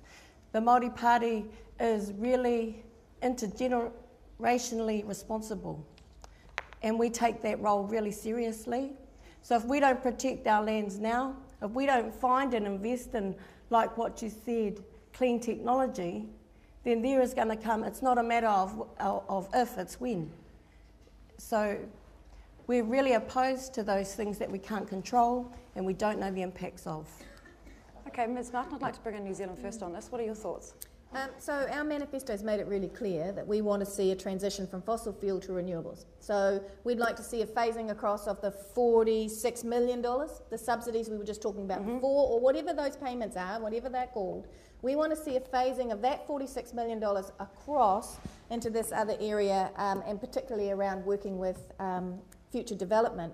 So, but part of that conversation has to be about, say, a Climate Change Act, similar to what the UK's got, so that we have that plan going forward to phase across, because there are human beings involved in production and there are human beings currently using things that we need to have a cohesive plan to shift ourselves from here to there as quickly as possible, recognising the humans in the conversation.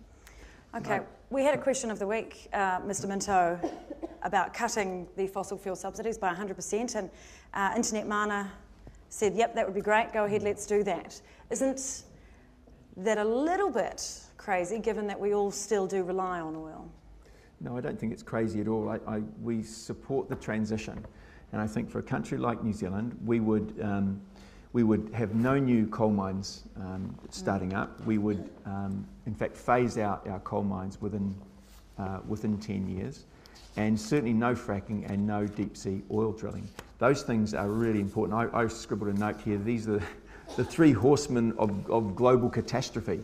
And I think they are. Those three things we don't want a part of. Can I just say another thing, though? I think there's something which hasn't come up yet, and that New Zealand, if we had allowed, and if we do allow, the Tiwai Point aluminium smelter, let the market forces apply, and it closes down, that would be a marvellous thing for New Zealand, because we would have 14% of our electricity that's produced at the moment is heavily subsidised for the benefit of Rio Tinto and running that company. And it's so bad that New Zealand could afford to put all of the workers at Tiwai Point on a government salary, and that would be cheaper than paying the massive subsidies we do at the moment for their electricity.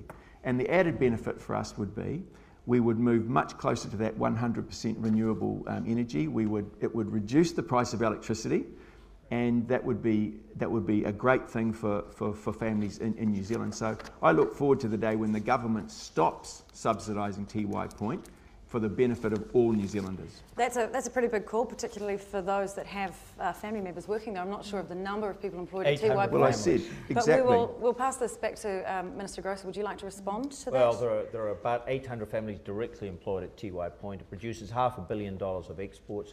The fact that it uses renewable energy from Manapuri, rather than exporting that bauxite from Queensland to China that would use coal fire, means we're making a positive contribution from a global perspective on climate change. I'm not with John on that one either, I've got to say. Just going back to the debate about oil, right? Because think about it, we're spending $8 billion or thereabouts on imported oil every year, right? And basically it's to run the transport fleet, that's what it's for.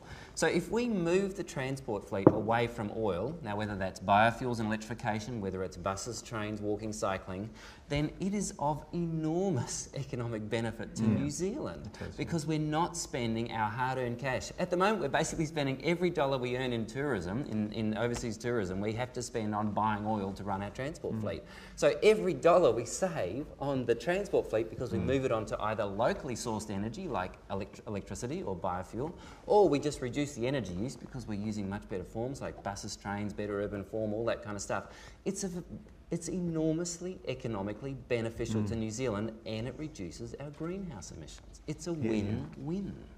I agree.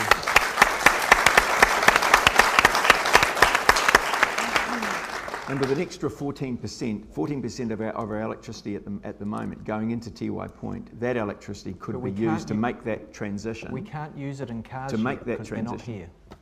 That's a good point. That is a good point, Sorry? Mr. Parker. Thank you, We can't use it in cars yet because they're not here. Well, we're talking about a transition, aren't we? Well, we are, but why shut Tiwai Point down until you have to? When do you think the market will take care of that if you have a decent price on car and these technologies come forward and we bring them forward, and then what will be will be. But I wouldn't be closing Tiwai down. Mr. Parker, do you see a scenario there where you could be looking at following Internet Mana's policy? No, I don't. Equivocally, no? Yeah, no. Okay. No, unequivocally, no. We don't need to.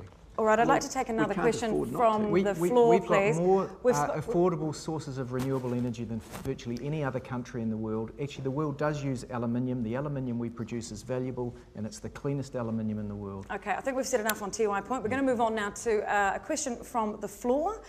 Can I please invite Al Yates, who's been involved in wind farm development for the past 10 years, please? Al has a question.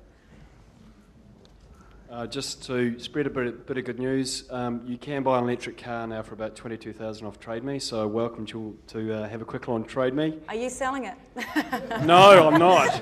I'm in the market for one though. This guy has been driving one for 3 years, and I invite you all to try it. Just a clarification as well from Mr. Grosser. Yes, we are at 75% renewables, but actually since 1990, our emissions from our electricity have actually increased by 55 to 60%. So a lot of that's come from geothermal. We need to be aware of that.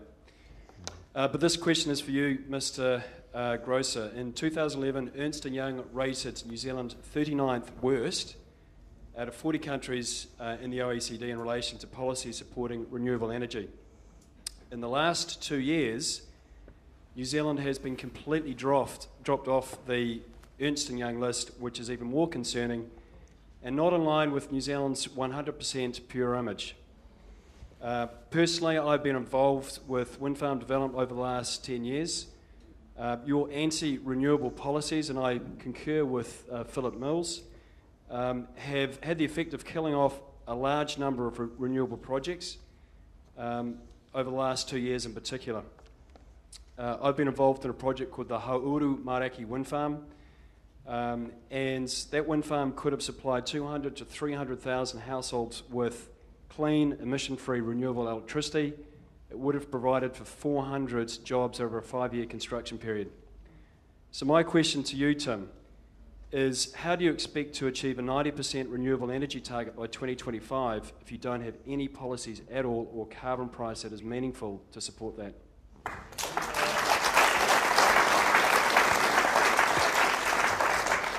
Well, first of all, please send me this Ernst & Young study. I've never heard of it, and it sounds intuitively ridiculous, given that the IEA recently classified New Zealand, I think, number 6 in the world on the same type of criteria.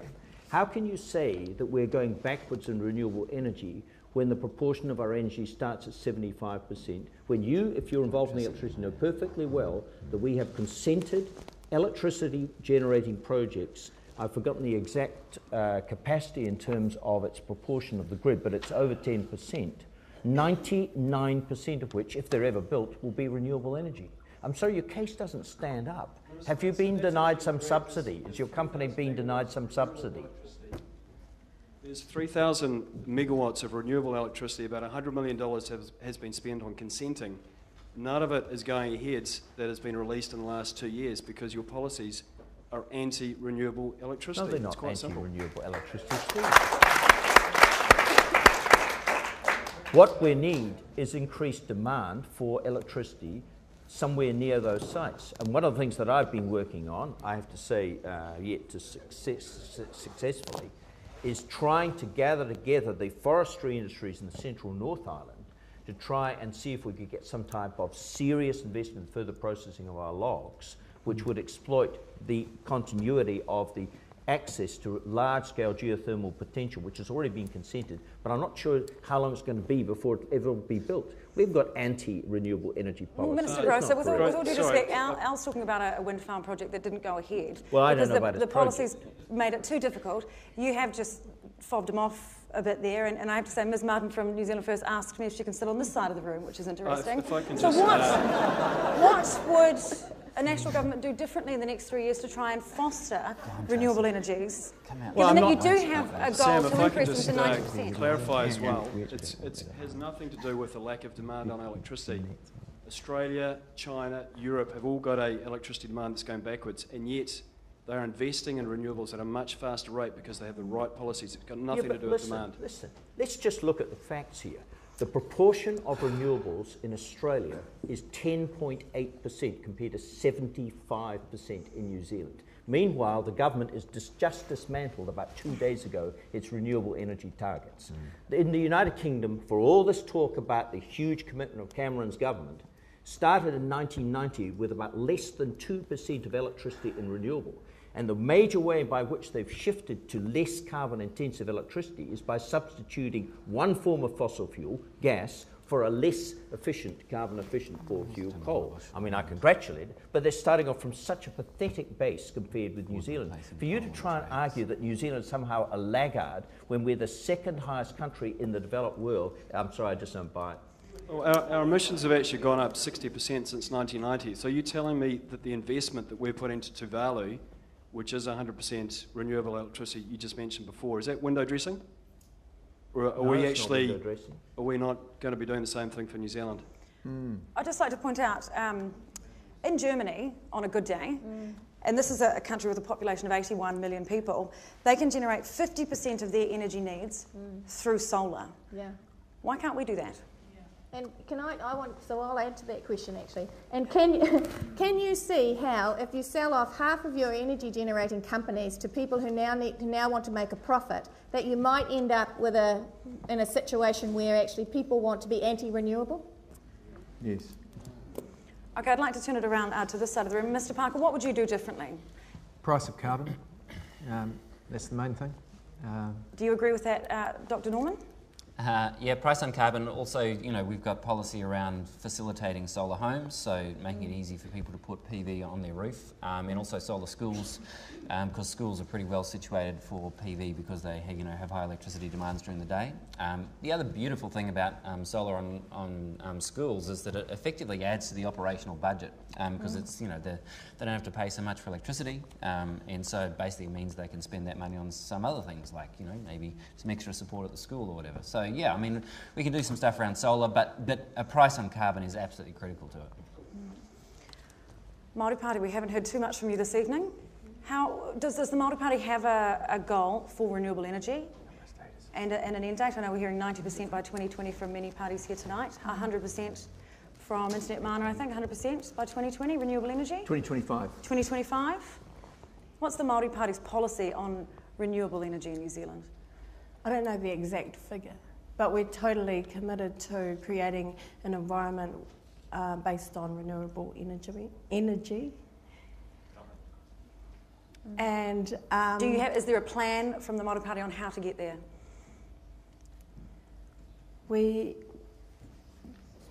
Māori Party's committed to both some form of pricing structure, but not just pricing. It's got to be about practice.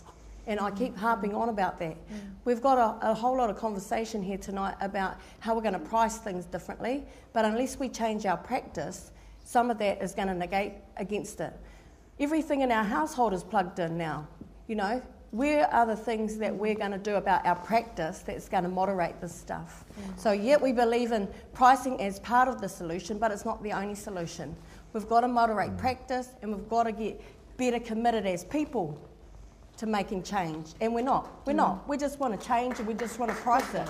We've got to change our practice and our behaviour. Samantha, there's another important point here around the price of carbon and electricity. You've got to change the way in which electricity is priced in order for a decent price of carbon to be publicly acceptable.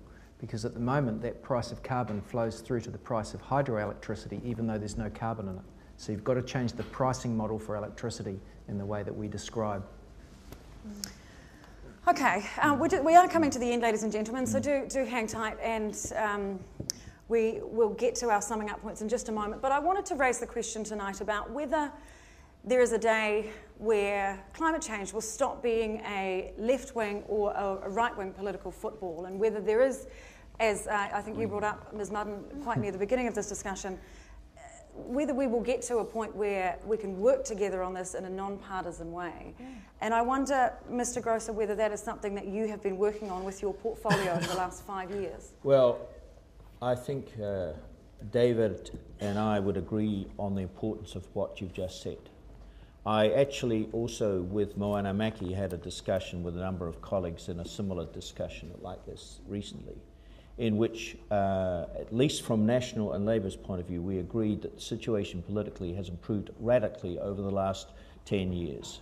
So my view is, I'm completely opposed to what the Green Party is suggesting now in terms of changing the structure for exactly this reason, and I know that the Labour Party is on the same basis opposing it, because we can have, from a centre-right perspective, the arm wrestle over the speed of adjustment, but what we can't afford to have as a country is an argument over the fundamental structure.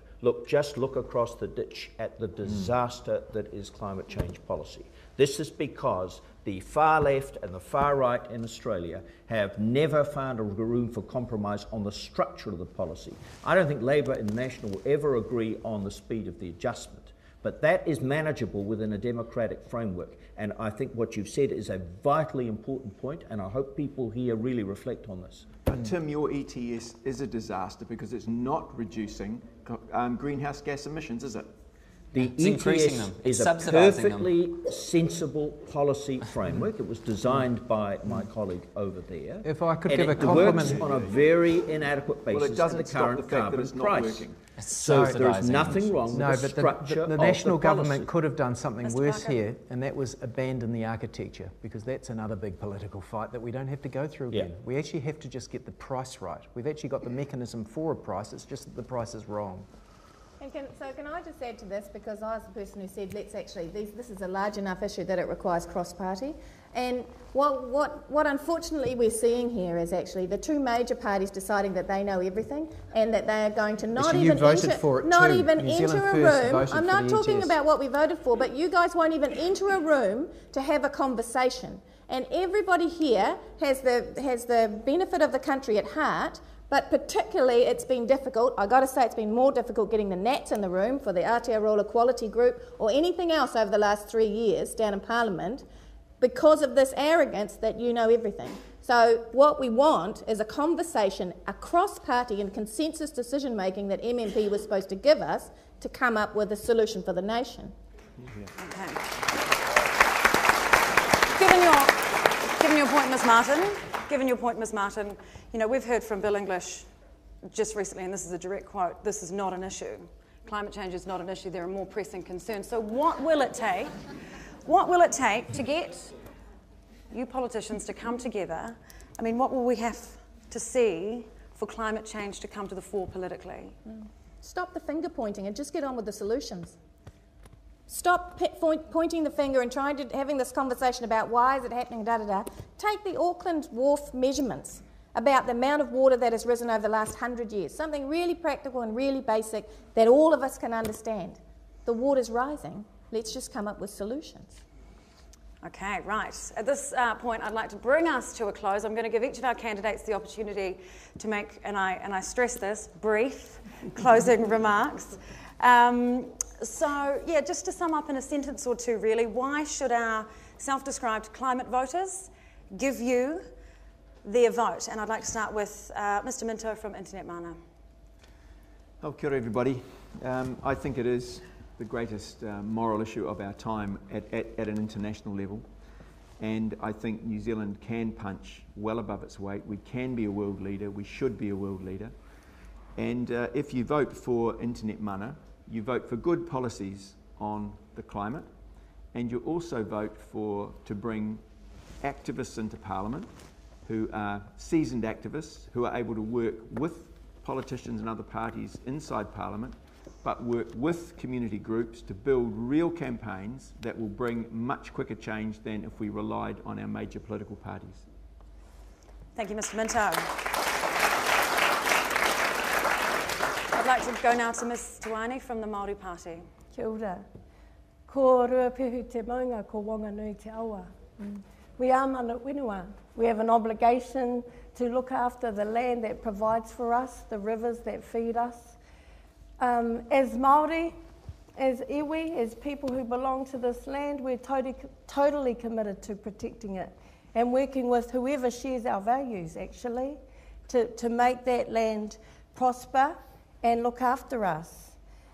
At the beginning, we weren't asked, but I want to say we should totally be leading this. New Zealand has made its life off 100% pure. We have sold that brand worldwide, and yet we're not prepared to stick by it. If that is us, if that is our future, we must be prepared to change the way that we live to ensure that we protect that value, that we abide by that value. And at the end of the day, we're here to stay. So I hope that you'll be there with me. I'm really committed to this, and the Māori Party, as mana whenua, are here to work with whoever else is as well. Kia ora. Kia ora. Thanks, Nancy.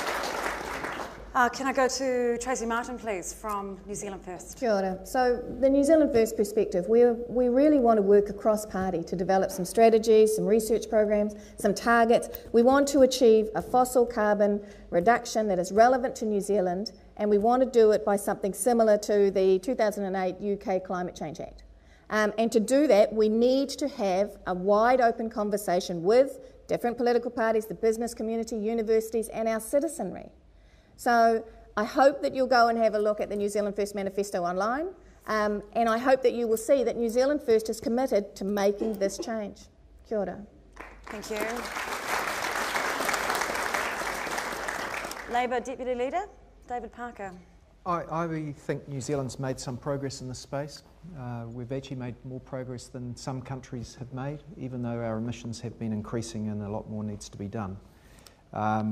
I happened to be on the Guardian website last night, and I wasn't looking for this, but I came across this article that said that they're now more accurately measuring the loss of ice at the polar ice caps, and we're losing 500 cubic kilometres of ice annually, and the estimates as to sea level rise are probably underestimates rather than overestimates. There are already kids alive now who are going to be here in 100 years' time, when the sea level will have risen by at least a metre, assuming we get this problem under control and can get emissions back to sort of 350 parts per million or thereabouts. So it's a really, really serious problem. It's one that if you think too negatively about it, it becomes such an enormous problem you'd almost give up. But there are so many practical things that we can do in New Zealand that will make us both wealthier and more responsible. And there's both, that should be driven primarily by the moral imperative, in my opinion. But we can do it, and we can, and I think the Labour Party has an appropriate vision as to how we achieve that. So I would say, party vote Labour, please.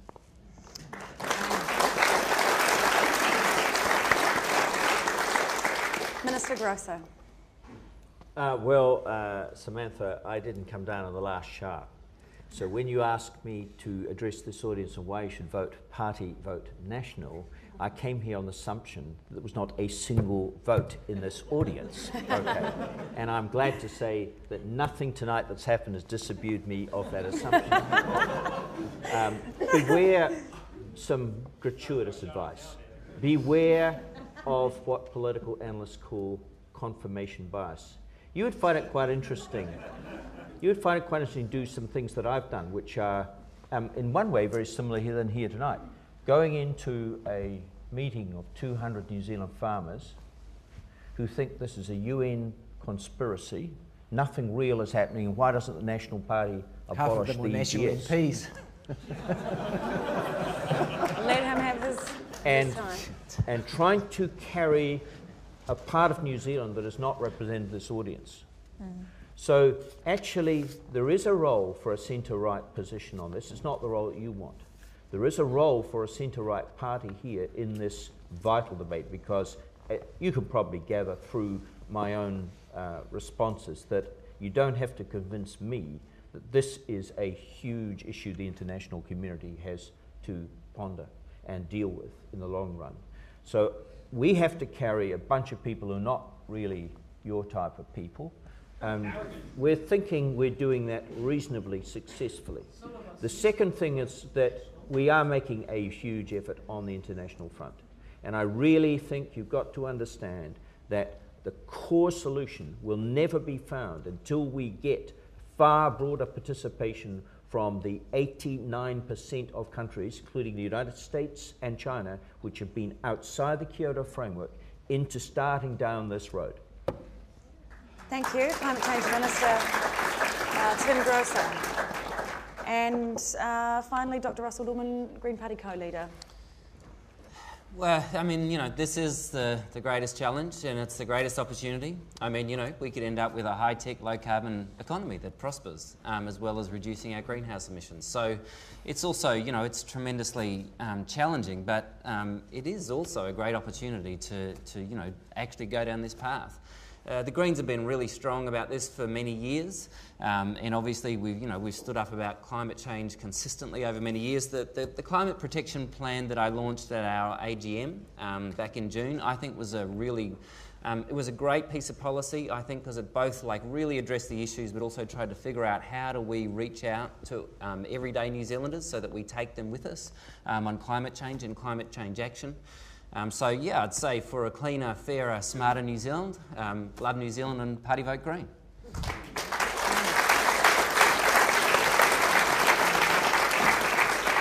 All right, well, I'd just like to say thank you to all 6 of our candidates for coming along this evening. It hasn't been an easy discussion at times, but it has certainly been robust. Thank you also to all of you guys for coming and bringing your questions, those of you that had them.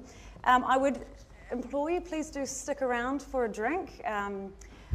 Might be an opportunity to talk to some of the people here tonight, make some friends. We'll see what happens. And we do, I believe, have a token of our appreciation. Yes, we do. I'm not making it up. So this is from the Climate Voter Initiative. Thanks to our candidates. I have no idea what's in there, but probably some climate change propaganda, no doubt. So thank you to all of you. That's very nice. Although this is for you, Tim, because it's got your name on it. Where's Tim? There you go. Oh, yeah, there we go. He very Minister kindly Grace's gave got me one. hits. Oh, Thank you. good. Thank you. It's All right, lovely. well, thanks so much for coming tonight, and thank you to those around the country who have been live streaming the inaugural great climate voter debate. I do hope that it's helped illuminate for you where your vote should go. It's certainly been my pleasure to be your host. And one quick plug from me. I'm lucky enough to be going back to Antarctica later this year. We're doing a big climate change story, fourth, third degree, so keep an eye out for that. And I'm now going to hand over to Steve Abel from the Climate Voter Initiative, who has a panel who's going to dissect everything we've just done. So thank you very much, ladies and gentlemen. Sorry, what? Thank you. Thank you. Thanks very much, Samantha. Thank you. Thank you very much, Judy. Thank you, Thanks, Sam. guys. No worries. We've actually got something for Sam as well. Because,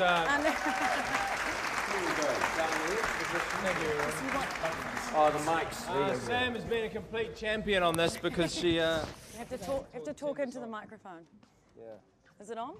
Two, is that on? Oh, yeah. Okay. You're She's good. been a complete legend on this. And the thing about the Climate Voter Initiative is it's been hugely supported by volunteers throughout the country, people who've made it happen, amongst all the organisations that are represented as the supporters of it. And Sam is just another of those volunteers. She's done this completely as for its charity cause, so we're hugely appreciative of the work she's put into it. And we're a little something for you, Sam. I could talk about climate change all day, so no worries from me. Cool. Thanks so much for having Thanks very much. having me be a part of it. Awesome, Sam. And Thanks, guys. yeah, we've got something for you side stage. We're going to have a very quick panel discussion. I realise everyone probably is desperate for a drink. Are you all desperate for a drink? Yeah, okay. So let's make it real quick. We've got 3 people here. Lucy Lawless. We've got Isabella, who is... Are you here somewhere, Isabella? Oh, you're backstage. Come on, please, come on. Yep. Oh. Isabella, are they getting the mics put on? And we've got Mr. Simon Wilson from the Metro. No idea how that went. He's also backstage.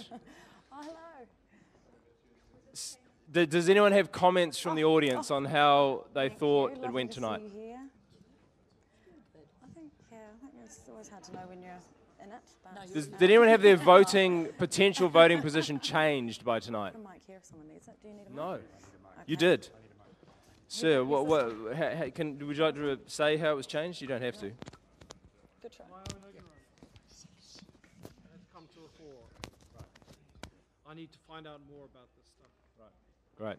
If you didn't hear him, he said, my own ignorance has come to the fore. I need to find out more about this stuff. That's very candid of you. Did anyone else feel like they actually learned something tonight? Yeah? You didn't feel like they learned stuff? I'd also like to especially thank all our questioners, Chris Karamia Inslee, Patrick Reynolds, Philip Mills, and Al Yates, and Ali. Is Ali still here? Ali, thank you. Yeah. Please come on board.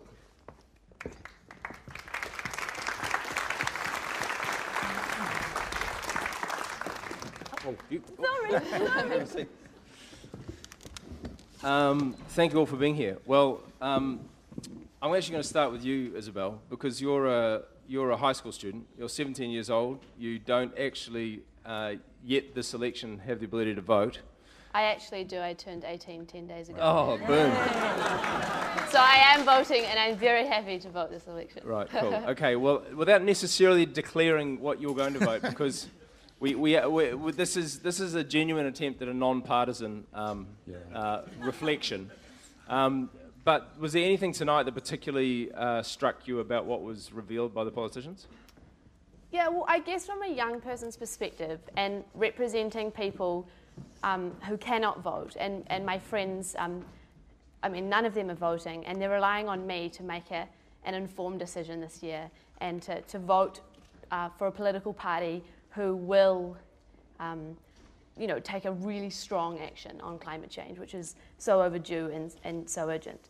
But I think what I took from the debate tonight was that there was sort of like cross-party support for a cross-party debate and a discussion on what this country needs to do. And I think that it's so long overdue, but I think this is not a political issue. This is a moral issue. And I think that if we have all political parties come to the table and say, let's respond to this in a moral way, not necessarily, what is the best price or whatever. This is about looking after Papatūānuku. It's about a moral issue, and it's about looking after the people in my generation and below and younger than me. And I think that is so important, that all political parties, regardless of where they sit on the political spectrum, need to come to the table and look at implementing solutions. I'm going to go to you, Simon. Is part of the mistake and the error we've made with tackling climate change that we've tried to think of it as something we need to deal with economic solutions rather than start from a starting point of the moral imperative? I think it was interesting to hear tonight that Tim Grosser didn't say very much at all about what the National Party other ministers always say, which is we can do this much, but not at the expense of jobs, not at the expense of growth. That is a mantra for them. Tim Grosser got out in front of us, knowing he was in an audience that he believed didn't have any national voters in it, which is in itself is a terrible thing, to think that this is an issue that he doesn't believe the National Party will support in any genuine way, or national voters will support in a genuine way. I think that's an appalling thing, and I don't believe he's right. Whether or not it's true for this audience, I don't believe he's right in the larger. But he spoke differently from what you hear Nick Smith and Amy Adams and the Prime Minister himself, Stephen Joyce, Bill English, repeatedly say. So when it was suggested earlier that no one could doubt that he was doing his best, I think there's a serious question about whether he's simply an apologist for a government whose cabinet is stacked with people who, if they're not climate change deniers, are very close to it and are very comfortable to accommodate denialist thinking. So I think that's one of the big things that came out of this debate.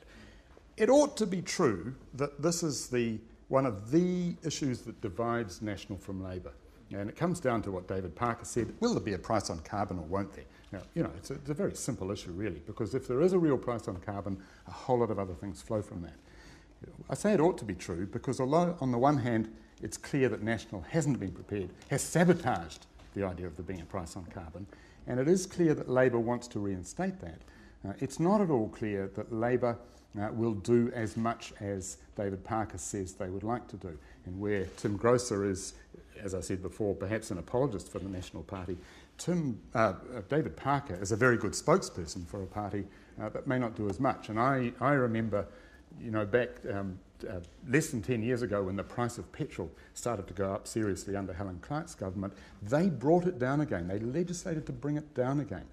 Because they weren't prepared to have a market signal of petrol price rising disrupt their popular support. Market signals of petrol prices rising could be one of the most effective things we have to force structural change, and it didn't happen. So it's hard to see, it's hard to know. If we believe David Parker, we believe we're going to have a different kind of national-led government from the one we had previously. And it's really hard. It's an act of faith to know whether that will turn out to be true or not. Different kind of Labour-led government. I'm sorry, Labour-led government, yes. Yeah. Lucy, do you feel like there is an optimism in the suggestion of Tracy Martin from New Zealand First, that what she sees is the need for that non-partisan, cross-party collaborative approach if we're to deal with this? Well, obviously we're all in this canoe together. However, as we've been seeing in the last couple of weeks, the kind of, poor old Tim Grosser is saying it's a centre-right party, but it's really been infiltrated by some very reactionary forces who they need to be totally weeded out so that can become a centre-right party, which embraces and takes true advice from its blue-green members, because they're token, man.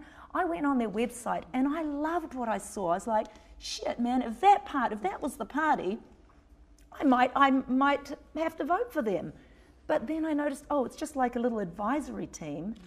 They have zero input into the policy made by National, and I think it's because of this whole,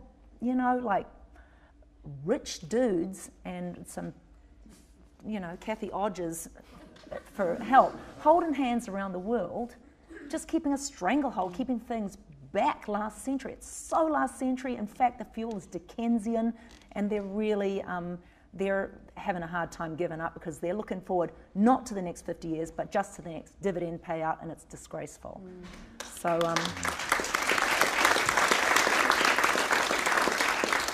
yeah. It ought to be that, but I think you've got to look at the reality of human nature. The people that are sort of in power are not are not going along moral guidelines. Maybe in their personal lives, but maybe not. That's not the kind of behaviour that's rewarded in business, or historically hasn't been. But we're learning that that kind of hawkish behaviour doesn't make for good teams. It doesn't make for good outcomes. So I think there's a real sea change in the way business is done, and this dirty politics has been a great expose. Philip Mills talked earlier about the really comprehensive plans that they've put to the government. He's taken me through his plans in great detail, and I'm not an economist. I can't unpick them in the way that others can. But I know there is so much more there, so much more that is credible and serious and needs to be addressed than was the case in Grosser's dismissive response of there's something in Manchester that didn't make sense. Pure Advantage has been working for years with a number of New Zealand's top business leaders to try and produce... They're not fools. And the London School of Economics, presumably not fools also. Yeah, I think that's right. Ernst & Young, probably not that dumb. That's right. It's simply not true that this is a fringe issue. That the idea that you can only do so much environmentalism as your pursuit of jobs and growth will let you get away with it. It's simply not true. And putting up solar panels in Tuvalu and Tokelau, for Christ's sake, the king tide comes, those solar panels are going to be underwater in a few years. Let's bring a little bit of that green tech home and start instituting that here. I thought there was one thing that Tim Grosser said this evening which dismayed me completely.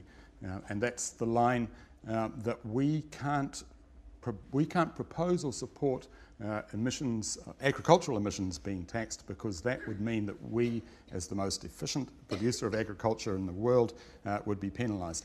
Every country in the world has an equivalent argument. The reason why there is no real progress on climate change in the world, is that every country says, if you do that, you'll hurt the thing we're specially good at or we specially need.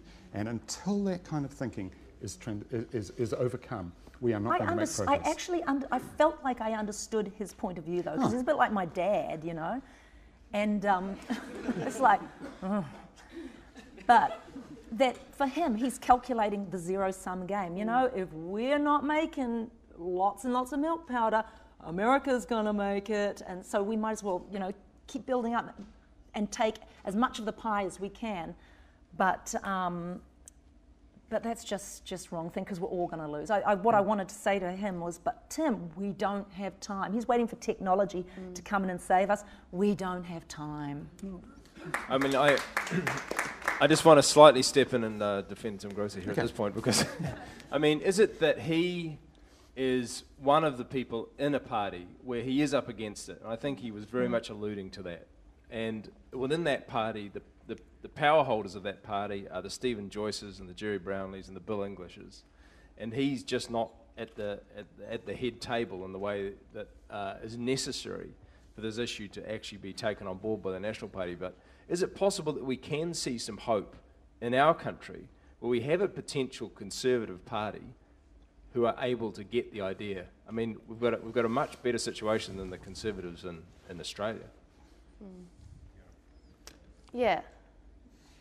I think so too. I think so. Yeah, no, yeah. I guess the fact that, you know, even, how should I say this?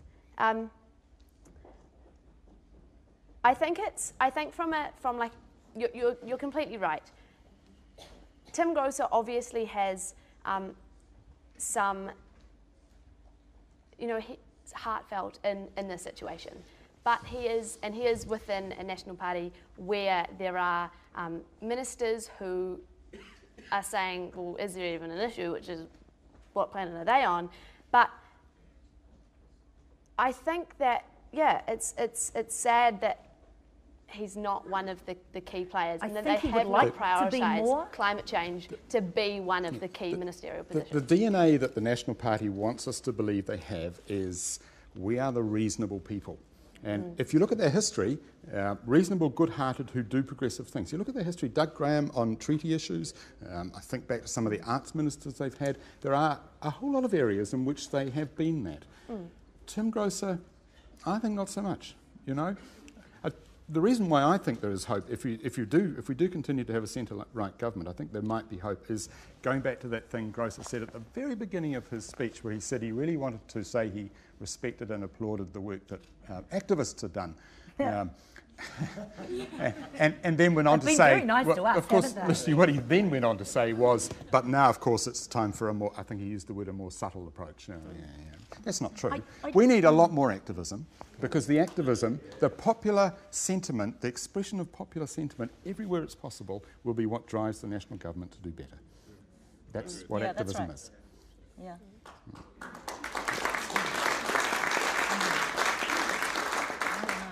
Mind you, as You're he the was activist. saying, but as he was saying, there's a huge part of his party and where their bread and butter comes from, you know, of very conservative. Well, you know. But you see, if that's true, one more drought. Yeah, that's right. The drought's going to really hurt. If they're committed to it, why not adopt a proposal that's going to lead to 50,000 more jobs in forestry? You know, why not say, indeed, why not? Why not? What's in it for them to ignore this kind of innovation?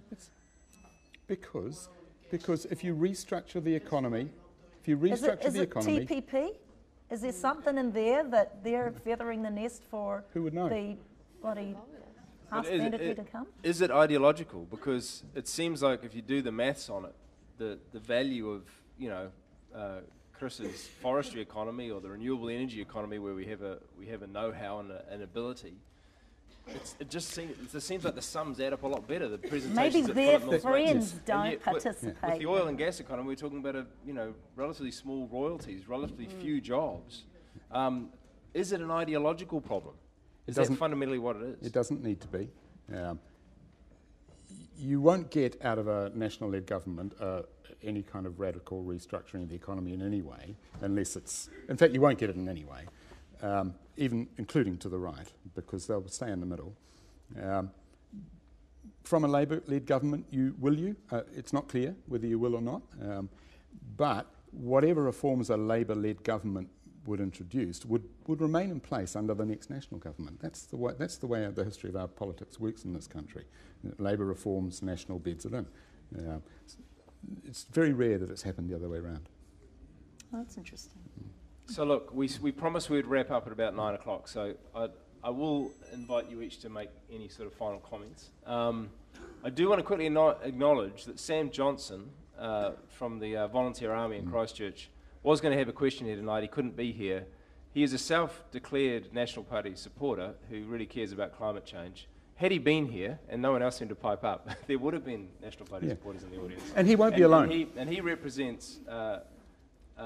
perhaps the future of this issue from the way that we, I think, as the Climate Voter Initiative would like to see it, which is that it becomes an issue that is spread across all political parties, becomes an issue that is seen as one that no one is against, such as the nuclear-free status. It's a thing that we universally understand and recognise has to have stuff done about it. So I'll take final comments from everyone. Please do join us at the bar. And thank you so much for coming. Thank you so much for supporting the Climate Voter Initiative. It's great to have you all here. So, Isabel. Yeah, well, as a young person, my teachers and my grandparents and my parents, they continually to say to me, Izzy, don't worry. You know, New Zealand has been a country that has punched above its weight for generations. And I'm yet to see that. I haven't seen that in my lifetime. And so now is time for New Zealand to be a world leader. And I think we're due a change of government, and we're long overdue to become a leader on climate change. And it's urgent, and it needs to happen now.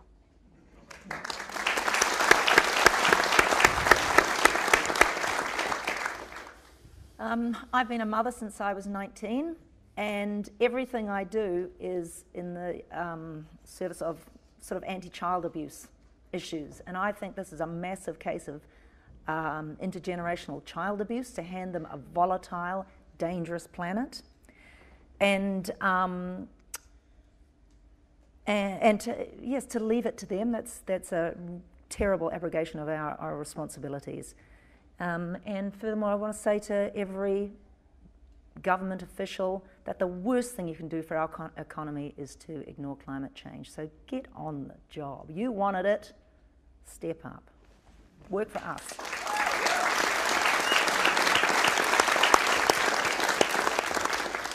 The thing that occurs to me about this issue is that it's obviously a global issue, but it's also an extremely local one. Significant change to ameliorate the impact New Zealand has on climate change will also make this city a better place to live in and to get around in and to breathe in and to have economic opportunities in, and that's true for the country as well. There is no real downside if it's done systematically, if it's done coherently, and it's done with a passion, the kind of thing as either your parents have always told you we may be capable of. We have a chance.